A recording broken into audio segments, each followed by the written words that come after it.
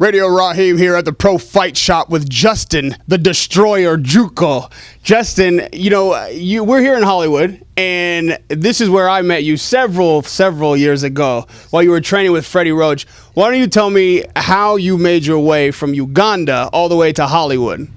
I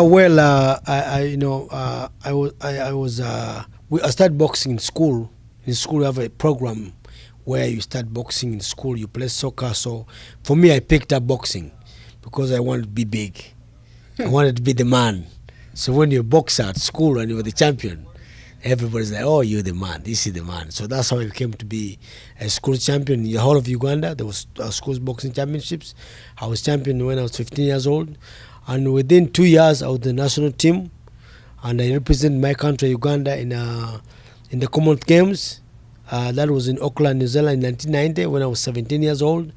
And I won a gold medal. I just knocked out everybody. They never took me serious because this is the kid, but man, I was so strong.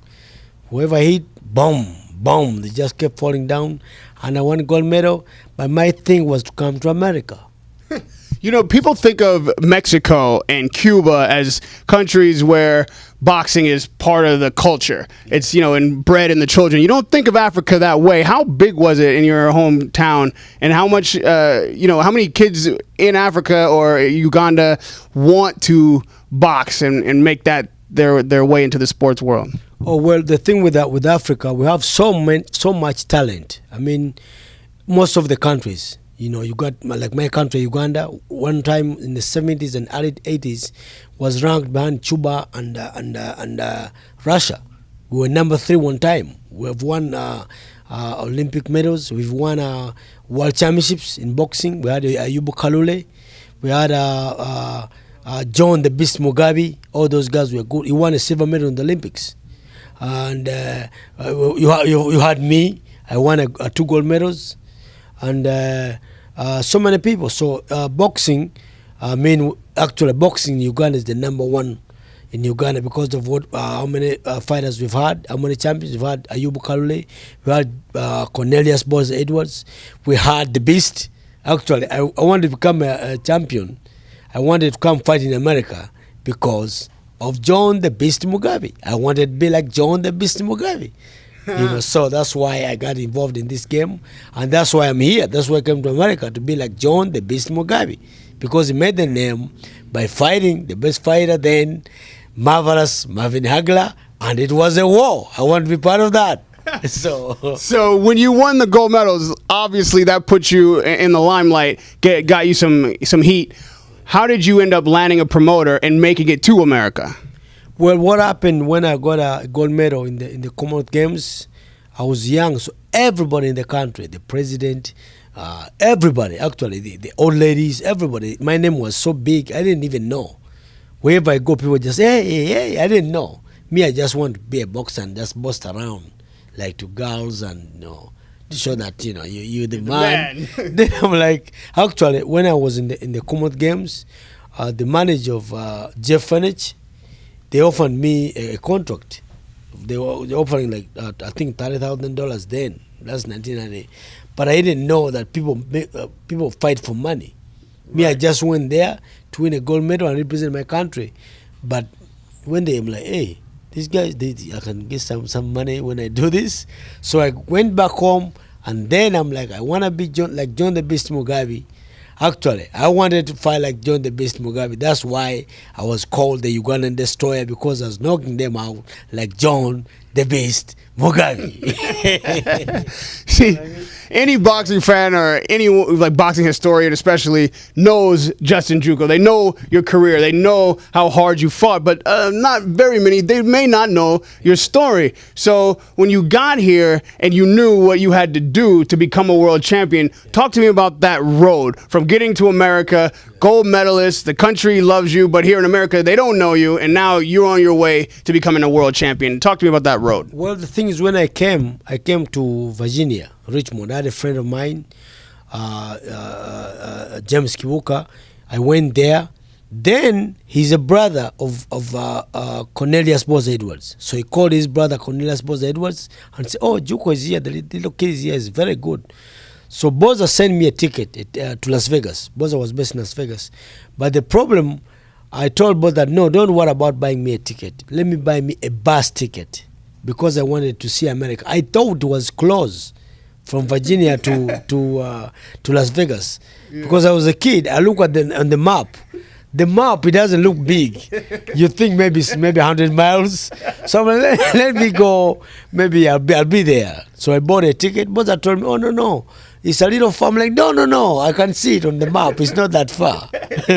Man, oh, man. That was actually, can you imagine? It's almost 20 years. I still remember that. Yes. You know, I was in the bus. Actually, I went on hunger strike for myself. No, hunger strike from yourself. For myself, because I'm like, what did I put myself into? You know, this country is so big. My country is small. Right. You travel like 2 hours. You almost go to another country. But I reached, I think, Tennessee, and I asked the lady at the shop. I'm like, how long have we got to reach? To Vegas. The lady was, it's like 2 days. I'm like, 2 days? That's when I felt bad for me, and I went on hunger strike. I didn't eat on the bus for 10 hours, but I almost died of hunger, and I'm like, you know what? Let me get myself off the hunger strike. Let me eat. I can't go back to Virginia.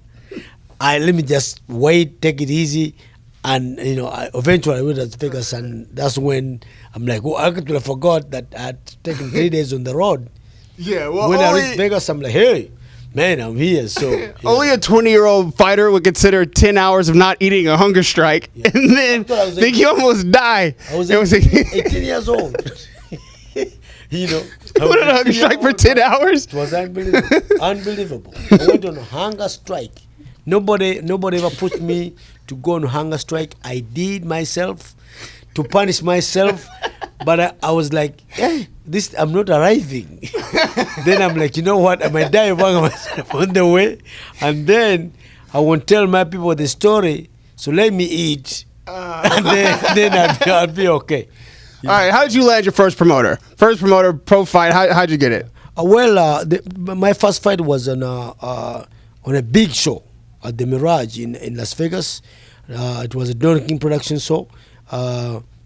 Mike Tyson was fighting Reza Radok, and I went. Boza took me to Don King, and Don King wanted to sign me because I was knocking about his party. This kid. So I went with Boza, and they put me on the undercard. But meanwhile, when I was in Don King's house, I'm sitting there. Don King is talking with Boza and the other guys. Who do I see? Mike Tyson. I was in Mike Tyson's house, and Mike Tyson come.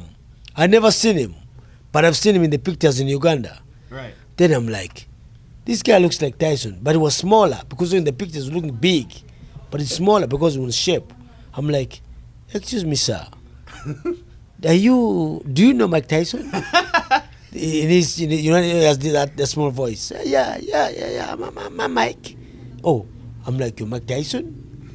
So he had my accent. Mm-hmm. Where are you from? So I told him, I'm from Uganda. He said, oh, you're from Uganda? I said, yeah. So the thing with Uganda, he knew about Idi Amin. So he sat down right there. We were in his kitchen on the table. We sat there. He's telling me, man, I wanna see Idi Amin. Idi Amin was tough guy. I'm like, yeah, I'll take you. I told him, I'll take you. Idi Amin is my cousin. That's what I told him. I'll tell him. So he's like, we put you on the bill. So they put me on the undercard. So my first fight was in one of the biggest shows then. That was Mike Tyson and Reza Radok.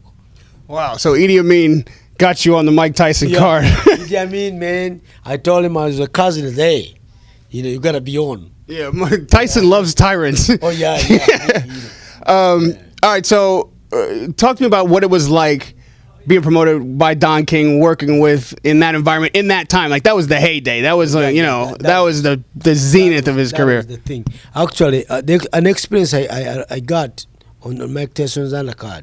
So we went to to have the contracts, filed with the commission. The day before at the weigh-ins, so they had to to look at who's fighting and stuff. So now I look at my contract. I was making, I think, $1,500 for 4 rounds. Then I sneaked and I looked at Tyson's contract because all the contracts were there. Right. I'm like, oh, this is not right. I think they made a mistake.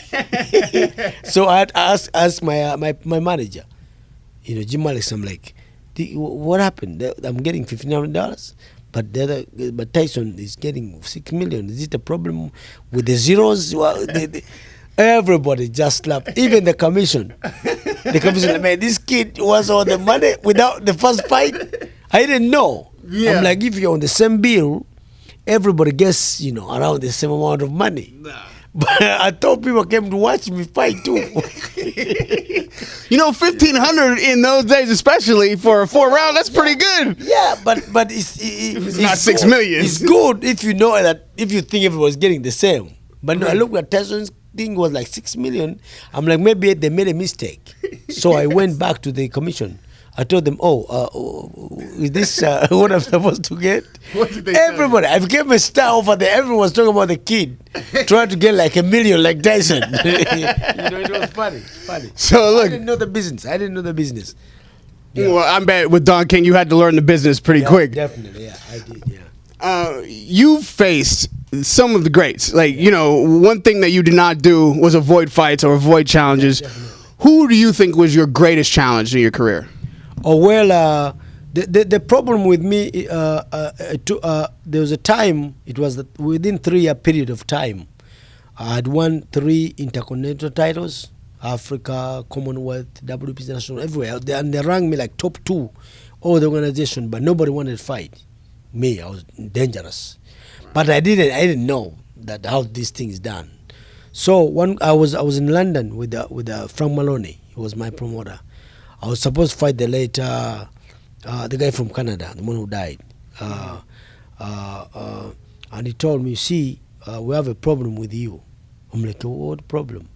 He said, you are too good for your own good. People don't want to take a chance. I'm like, what chance? This is only fighting. This is people want to see people fighting and make the best man win. So what is the problem?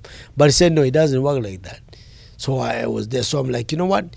If I'm to get a title fight, it doesn't matter. That's why I was fighting fights on short notice. Because if I didn't, I wouldn't have fought for titles. Right, So you were whenever- taking major risks, short notice, Yeah. taking whatever fight would come. Definitely. See, people think that today that's when it's like, and it wasn't like that back then in the 80s and the 90s, but it's always been like that. Fighters ducking challenges, but you weren't one of those guys. Yeah. So what was your toughest fight? And then go from that to telling me about your first world championship when it wasn't Intercontinental, but the big fight. Actually, my toughest fight was when I fought the late Diego Corrales. You remember the late, yeah. Diego, I hadn't fought like 9 months. And they called me, I was in Uganda. They called me, Boza called me. He was with Top Rank. And they said, they want you to fight Diego. I'm like, oh, they want me to fight Diego? Are you sure? I'm like, yeah. He's like, yeah. I'm like, okay. So I get on board, I came. But then the problem, I didn't fought for like 9 months. But my thing was like, even these titles I had, some of them I took them for a week, 2 weeks.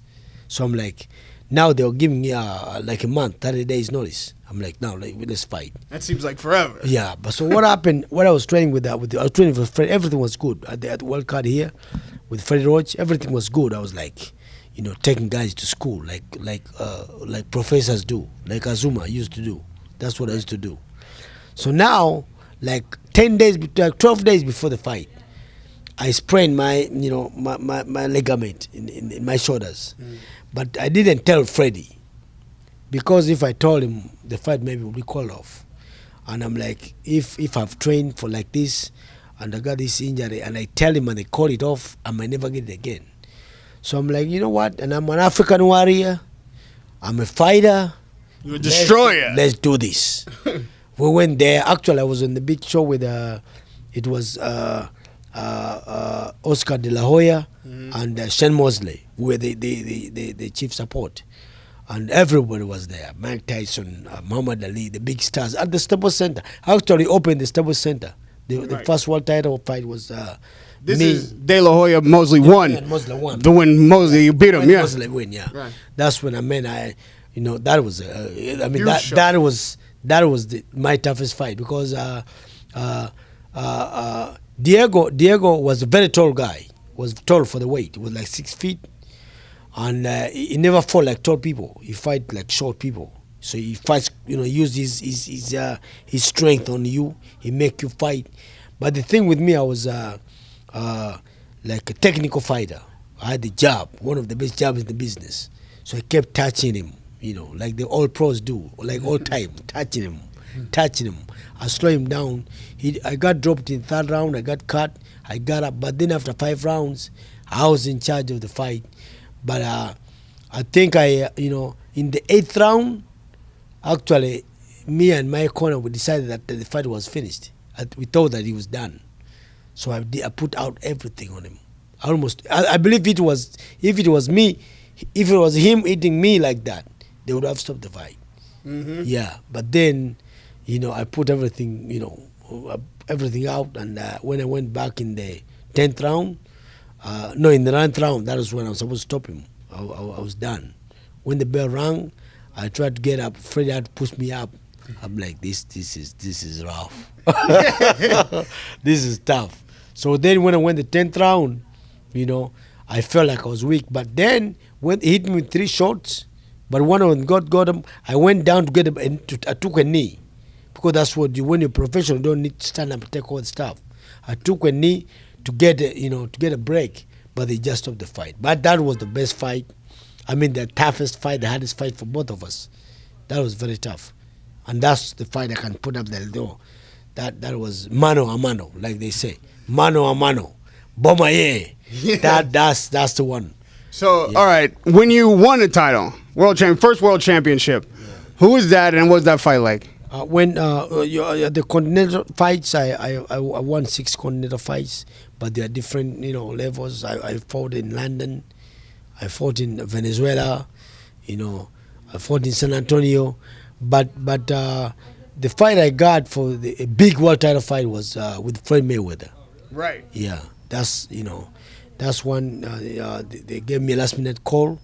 Yeah, I was actually training here. I was supposed to fight some guy for the WBA Intercontinental title, like elimination for the WBA, a lightweight. I'd moved up, but Floyd was fighting Vegas, and I think Vegas had a problem. I didn't know Vegas had a problem, and they tried to get somebody to fill him because they're opening for Mandalay Bay.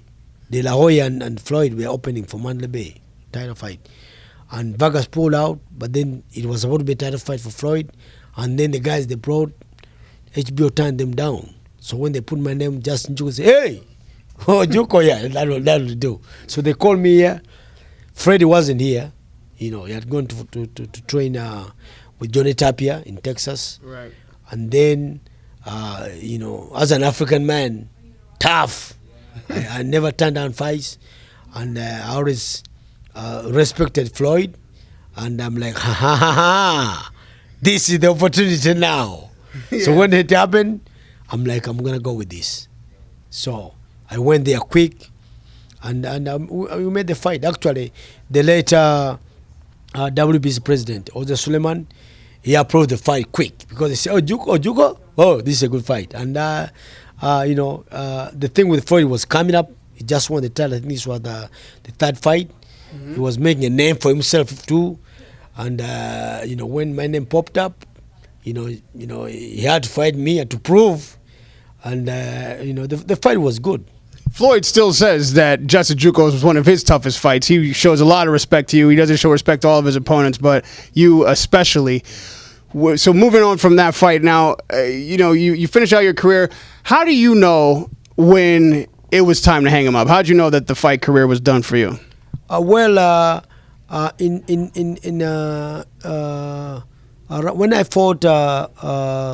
fought a guy called Carlos Hernandez, Famoso. Famoso was IBF champion then. I fought him last minute again, 1 week notice, because that's the only way they fight. Because I was at top rank, his name was there on board, and I'm like, oh, give me this fight. This is like 5 weeks before. They say, no, this guy won't take you.